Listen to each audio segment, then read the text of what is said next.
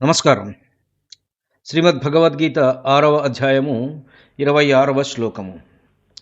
యతో యతో నిశ్చరతి మనశ్చంచలమస్థిరం తతస్తతో నియమ్యైతత్ ఆత్మన్యేవ వశం నయేత్. అస్థిరం స్థిరముగా నిలవనట్టి, చంచలం చలించునట్టి, ఏతత్ మనః ఈ మనస్సు, యతః యతః ఏ విషయముల విషయముల కారణముగా, నిశ్చరతి విశృంఖలముగా చరించును లేదా సంచరించును, తతః ఆయా విషయముల నుండి నియమించి, ఆత్మని ఏవ పరమాత్మయందే వశం నయేత్ పదే పదే స్థిరపరచవలెను. సహజముగా నిలకడలేని చంచలమైన మనస్సు ప్రాపంచిక విషయముల యందు విశృంఖలముగా పరిభ్రమించుచూ ఉండును. అట్టి మనస్సును ఆయా విషయముల నుండి మరల్చి దానిని పరమాత్మయందే స్థిరముగా నిలుపవలెను. స్వభావరీత్యా అత్యంత చంచలమైనది, నిలకడలేనిది అయిన మనస్సు ఏ బాహ్య విషయాల మీద కనుక శబ్దస్పర్శ రూప రసగంధాదుల వైపుకు పరుగు తీస్తూ ఉంటుందో ఆయా విషయాల నుండి దానిని ప్రయత్నపూర్వకంగా వెనక్కు మళ్లించాలి. అలా మళ్లించిన మనస్సును మరల అంతరాత్మయందే లగ్నం చేస్తూ దానిని తన అదుపులోకి తెచ్చుకోవాలి. ఇక్కడ మనస్సు యొక్క స్వభావం చెబుతున్నారు పరమాత్మ. మనస్సు ఎప్పుడూ ఒక చోట ఉండదు, అది గాలిలాగా నిరంతరం మారుతూ ఉంటుంది. అస్థిరం అండ్ చంచలం. అస్థిరం, చంచలం అనే పదాలు వాడారు. మనస్సు యొక్క నైజం రెస్ట్లెస్నెస్, అన్స్టడీ. చంచలం ఇది రెస్ట్లెస్నెస్. ఒక కోతి లాంటిది మనస్సు. అది క్షణకాలం కూడా ఒకే ఆలోచన మీద స్థిరంగా ఉండలేదు. మనస్సుకి పట్టుదల తక్కువ. ఒక లక్ష్యం మీద కేంద్రీకరించాలని మనం నిర్ణయించుకున్నా అది వెంటనే పక్కదారి పడుతూ ఉంటుంది. అందుకే అది అస్థిరం, అన్స్టడీ అని చెప్పారు ఆయన.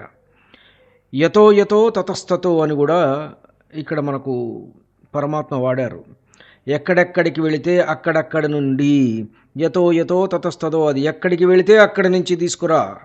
మనం ధ్యానంలో కూర్చున్నప్పుడు మనస్సు పాత జ్ఞాపకాలకో, లేకపోతే రేపటి ఆందోళనలకో, లేదా చుట్టూ ఉన్న శబ్దాలకో, ఇంకా దేనికో దానికి ఆకర్షితమవుతూ ఉంటుంది.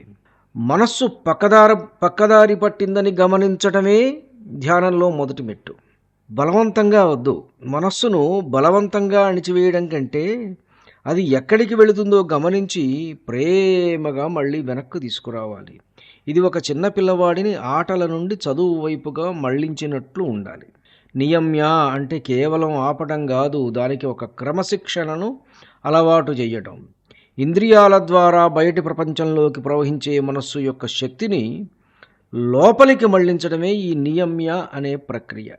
ఆత్మన్యేవ వశం నయేత్, ఆత్మవశం చేసుకోవటం. మనస్సును బాహ్య విషయాల నుండి వేరు చేసిన తర్వాత దానిని ఎక్కడ ఉంచాలి?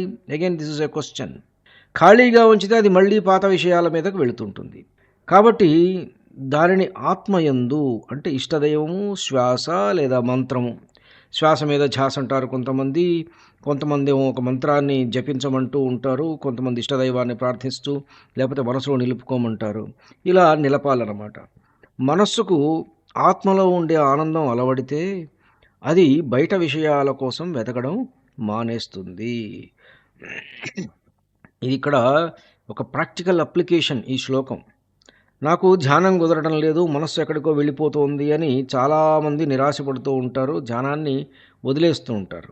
కానీ ఈ శ్లోకం చెబుతున్నది ఏమిటంటే మనస్సు బయటకు వెళ్ళడం అనేటువంటిది అత్యంత సహజమైన విషయము. నీకు నాకే కాదు, అది అందరికీ జరుగుతూ ఉంటుంది. అది ఎన్నిసార్లు బయటకు వెళితే అన్నిసార్లు ఓపికగా వెనక్కు తీసుకుని వచ్చేవాడే ఆ ధ్యానంలో విజయం సాధిస్తాడు. కాబట్టి ఓపికగా వెనక్కు తీసుకురావడం, ఇక్కడ ఓపిక అనేటువంటిది చాలా ఇంపార్టెంట్.